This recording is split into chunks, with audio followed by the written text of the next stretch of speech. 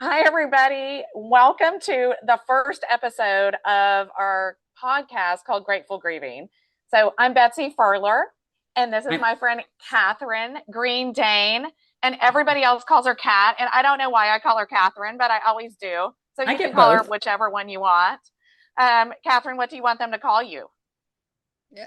Kat or Catherine is either is So fine. we are friends from college, but we reconnected a few years ago when we were at homecoming and we saw each other and Katherine met my sons.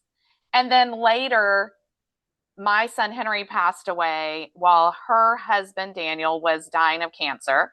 And we kind of connected again over grief. Um, Yeah. we talk about grief a lot, our dating lives, what we're doing, everything, and Business. we business, and we have lots of fun, both having serious conversations and having funny conversations. So we thought we would include y'all in our conversations. So, Katherine, Yes. what do you want to say I don't have anything to say to our yet. people? I'm the sidekick. Um, no, you really covered it. I think that for me, I, there's a lot of serious in my life, and losing a son, losing a husband is so serious. And for me, humor and laughter helps me deal with everything. Not always appropriately, but this is how I've been getting through this. And that may not be for everybody, but it helps me. Yeah, so we want to bring both the viewpoints of losing a child and losing a spouse, as well as we both lost parents. So we Yes. have that issue. And then I've been through a divorce. So there's grief around that. There's always grief around business issues and job loss and um, our children issues, And our pets. and our Um, pets. Yeah, my sister, they just had to put their dog down after 9 years, and it's heartbreaking for everybody involved. So yeah, it is. And I think sometimes that's a great point, Katherine, because I think sometimes people, especially with us having lost very significant people in our lives, they don't want to talk to us about their grief over losing their pet because they think it's insignificant, and it's so not. It is right. so it's such a profound grief to lose a pet. Uh, yes, I agree.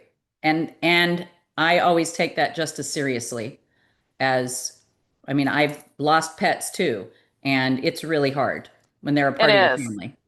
Yeah, so we want everybody to join us on our grief journey again through the fun stuff, the funny stuff, the funny memories, the serious memories, the angst over how do we lead our lives now and how do we go forward with the grief. Yeah, I don't think we ever get through it. I think we go forward with it. right. So I mean, Katherine, let's think about like a couple of lighthearted little memories that we have of our people. Do you want to go first? Do we want them like, so something that just popped into my mind, and people, you know, Daniel and I had such a unique relationship. We worked together and we had fun together, our hobbies, a lot of them, and we each had our own things, but we did a lot of stuff together. So when it was getting close to the end for him, and of course, my situation I knew, he would say things like, you can't get rid of that until I die. And that became a little bit of a joke for us because I was always throwing stuff away and he was always saving everything.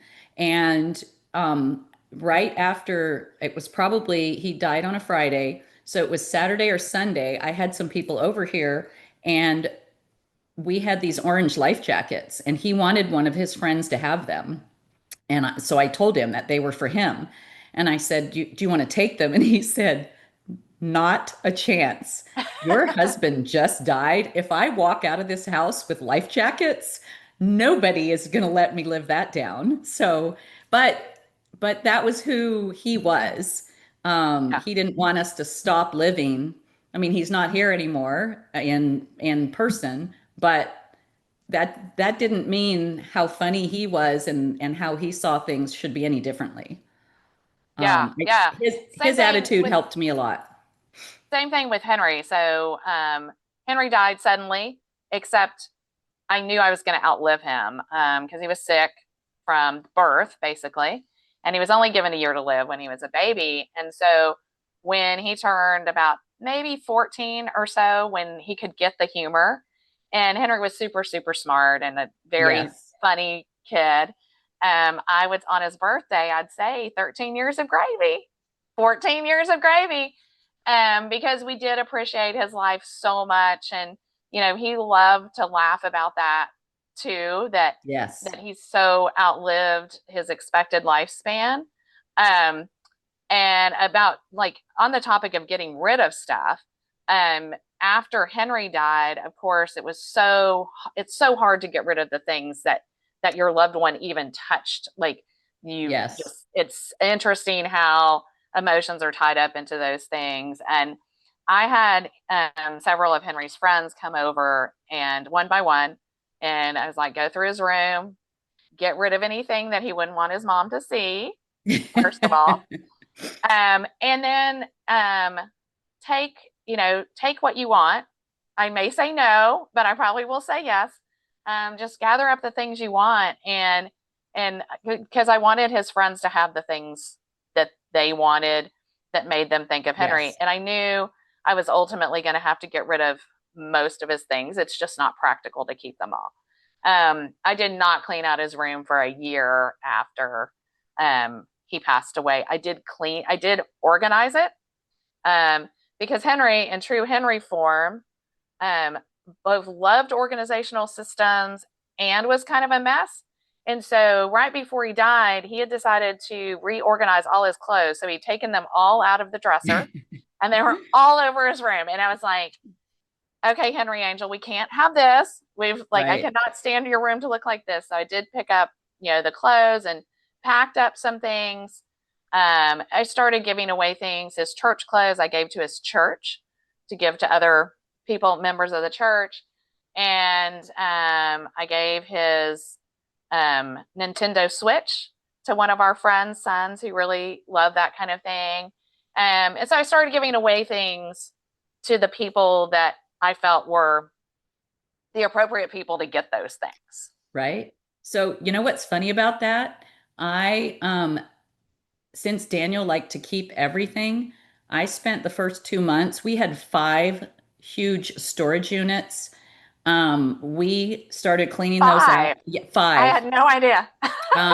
It was work stuff and personal stuff and hunting stuff and fishing stuff.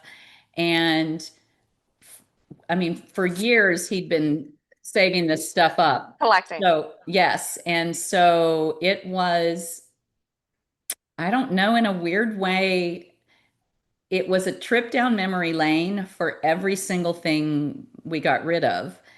Um, it was a little bit therapeutic for me because I had his blessing. When I die, get Yes. rid of it. And I'm like, okay.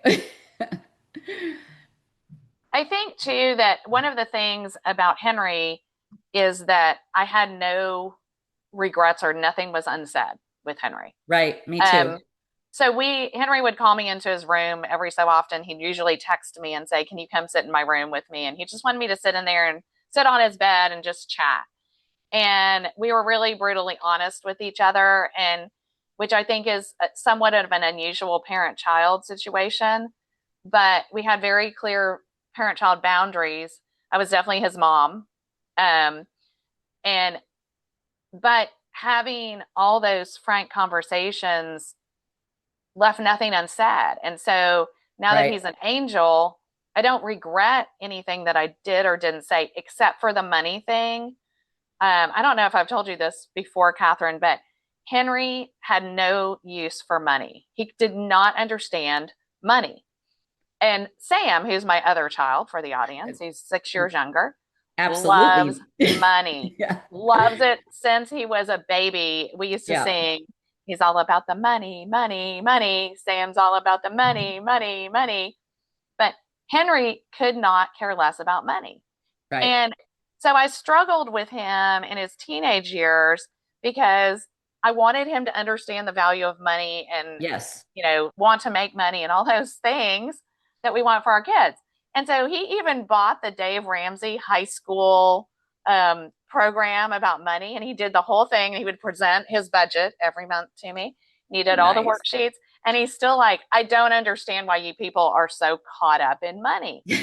And it went on. In fact, the day that he died was Christmas. And for Christmas, my mom gave him a check for like $300 or something. And he said, Grammy, thank you so much for this money, but I don't need money. Look, he pulled out his wallet and he had like $200 in cash in his wallet. He was like, I don't need this money, Grammy. And Sam, of course, was like, I'll take it.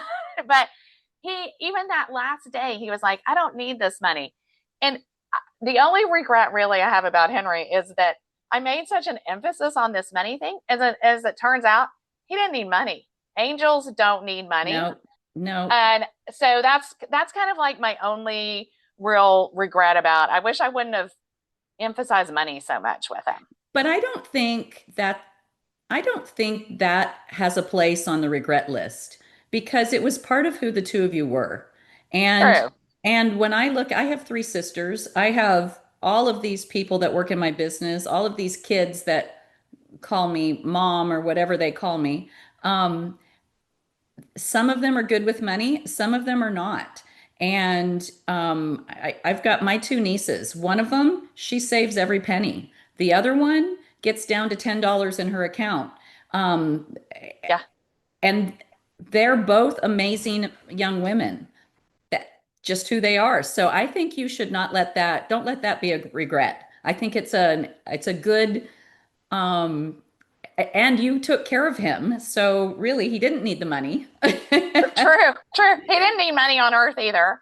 And I And I mean do that in think a that good Henry way. Angel's like, Yeah.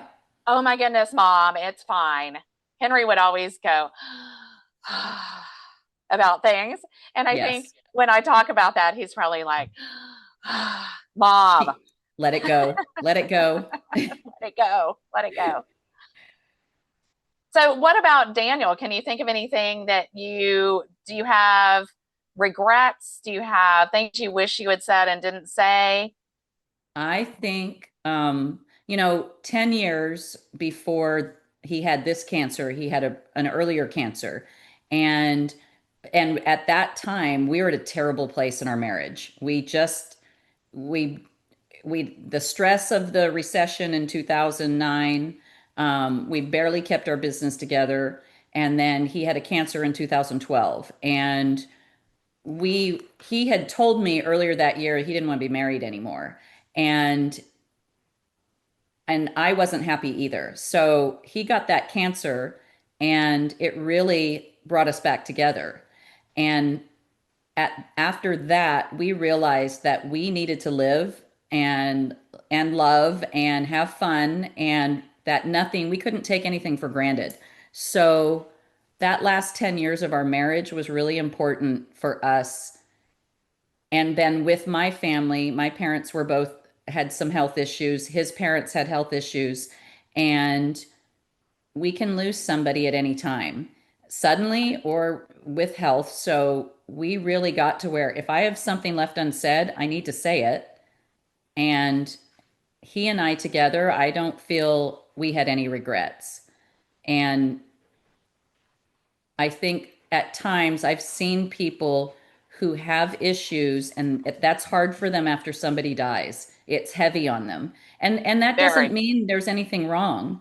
But when you leave somebody, I used to say this to a person in my life, she would have a falling out with her mother. And I would say to her, okay, I mean, is that the last thing? If your mother who threatens to die all the time dies tomorrow, are you okay with this is the last thing you said to her? And she would say, yes, I'm fine with it. I'd say, okay, just as long as you look at it, is that okay? Um, so no regrets with Daniel and no regrets with my parents or my in-laws. I have another friend, very close friend that I lost a year and a half ago. His wife and I are very, very good friends. And it's the same with that. My last time with him, we had such a good time. and there's no regrets there. Yeah, I mean, I agree. I think that also my mom is still living, but my dad passed away about 9 years ago, and I don't have regrets with him either. I mean, just that idea of having a relationship that no relationship is perfect, Right. but having an honest, transparent relationship with the people that you love, I think is really important for when they're here, but also for when they pass away. We titled this "Grateful Grieving" because we both are so grateful for our people that have been in our lives, for Daniel and for Henry, for our parents and friends that have passed away. And Katherine and I have both lost a lot of friends, both mutual friends and then Yeah. from in separate groups. And I think what helps me through the grief is my intense gratitude for the life that I had with Henry and the fact that Yeah. he was such a part of my life, and he frankly still is. Yes. And so one of the That, things I yeah. thought, oh, go ahead. Well, I I was going to talked over you. say, you know what? Never mind. I forgot what I was going to say. I squirreled. Okay. Well, if it comes back, I'll bring it up. So one of the things I thought we would talk about real quick, because I'm trying to keep this under 30 minutes, Katherine, forgot to tell you about that before we I don't know if started I can do that. filming. So one of the things I do to keep Henry always with me, Henry sends me signs, and we'll talk about the signs in other episodes. But one of the things I do is I always wear his, this is, I don't know, I don't think the audience can see it, but on one side is his thumbprint, and on the other side it says hashtag live like Henry. And then this is his birth stone. And then he visits me as a monarch butterfly. So I often have on butterflies. Um, and that kind of keeps him alive besides all of the signs. I mean, like I could not forget Henry if I tried because he is always bombarding me with signs that he's with me all the time. Um, so what do you do to kind of keep Daniel alive as you're moving forward with your life? Well, he's always there. And so that's interesting because I'm a little bit different in that I really don't have much visual, but because for me, this is my journey. Even though I share with so many people, my personal journey with him is mine. So that stays in my head. And um, but everybody has a Daniel story. And at work, because we work together, constantly we bring him up. We're pretty sure he somehow still visits us at work because certain things happen at the office that everybody will go, they'll look up and go, thank you, Daniel. Like you got me on that one. I mean, I think he talks to me all the time. I think, and a little bit of the private side of me, but I think he sent me to someone else. I think he knew that I needed someone else, and that's a whole different conversation at some point. But I'm definitely a glass half full. So anytime I'm going to find the positive in it. So anytime there's a sign, I kind of go, okay, I'm listening. You and God are talking to me. I get it.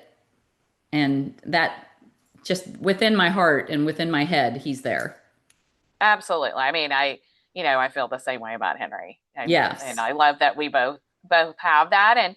And for the audience, Katherine and Daniel met when y'all were like 20, 21. So I was finishing up college Yeah, when we we were in met. college. So I knew Daniel also when Yeah, Katherine and I were in college. And y'all like spent all of your time together practically. You worked we together, did. lived We together, obviously. Yeah. We did. We spent, and so at times that was tough. He would leave the house and I could count down from 10 and he would be calling me about something. He He could not absolutely, separate. if you looked at it, you might think he was obsessive and controlling, and he wasn't. He just really liked me and he Yeah. really liked talking to me. Yeah, y'all had a great relationship. Like you said earlier, not perfect. Nothing's perfect, but No. You did No. have a great relationship. And I think one of the things that's super inspirational about you and your grief, Katherine, is that you had such a wonderful relationship with him, and he was so your lives were so connected all the time.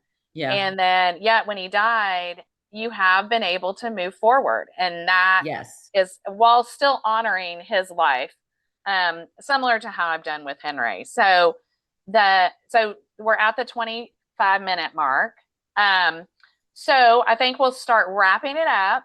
Okay. I haven't even talked to Katherine about this, audience. So, like, she could say no.